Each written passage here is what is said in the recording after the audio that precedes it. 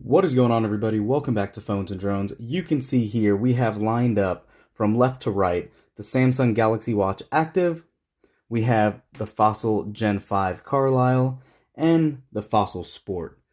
Complete different design language really between all three. Obviously these two do run Wear OS, whereas opposed to this runs Tizen. And really guys, spoiler, you cannot go wrong with either of these watches right now, or any of them I should say. From a personal standpoint, right off the bat, I love the build quality and design of the Carlyle, which is obviously Fossil's Gen 5 smartwatch that just came out.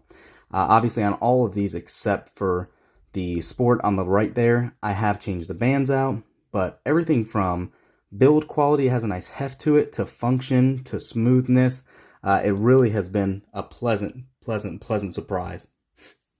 Now, again, that's not to knock any of these. I've actually used my Watch Active with my Fold. I've used all of these with my Fold, and I have actually used them all with my iPhone 11 Pro Max as well. So, having said all that, just glancing at these, you can see, like I said, there is a different design language. The Fossil Gen 5 actually comes with 3 ATM water resistance, and the Sport actually comes with 5. The Watch Active 2 actually comes with an LTE model, and also waterproofing as well.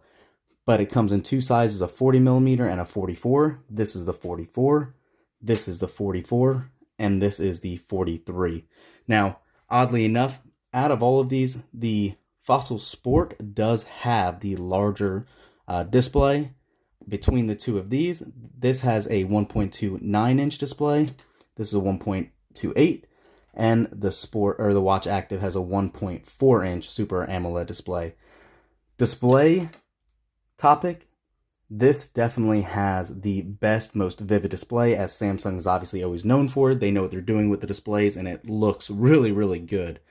I believe I want to say that the 44mm gets a 3600 by 3600 resolution. Don't quote me on that. Comment down below if you actually know what the exact resolution is on that display. One thing I want to touch on, which is one of the huge issues with smartwatches today, is the battery life. And I got to say that all of these make it easily through a day and a half of battery life. I have not had to worry about battery life on any of these devices, which is huge. The Fossil watches actually come with a new smart battery mode that lets you kind of find a balance between functionality and battery life. There's 4 different modes in there. It's called Daily, Extended, Custom, and Time Only.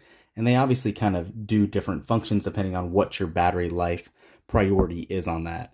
The Watch Active, however, packs a 247 milliamp hour battery inside the smaller one, and a 340 milliamp hour battery inside this specific model right here.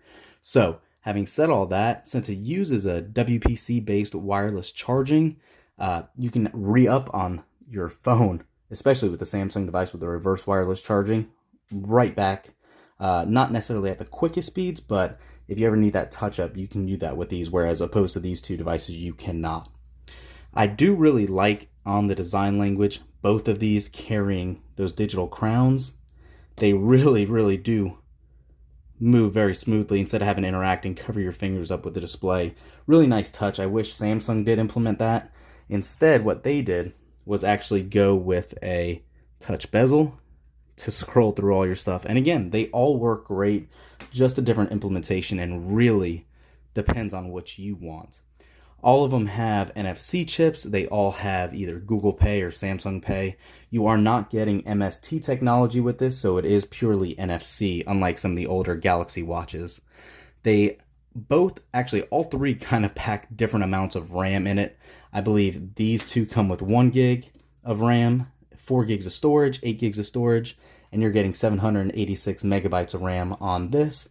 And then if you go for the LTE model, you get that doubled, I think, to like 1.5 gigs of RAM. So that's the highest you can get on any of these 3 models right now. As far as pricing goes, they are all across the board. We're right now starting in January of 2020, and you can always find these discounted all over the place. The original Gen 5 really started around $300. You can probably get that closer to $200 right now.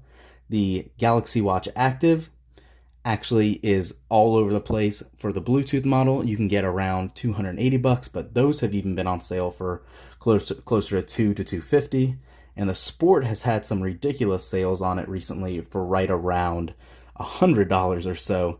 I believe on Amazon right now you can get it for like 140 bucks, or if you want an open box model, it's right around $100.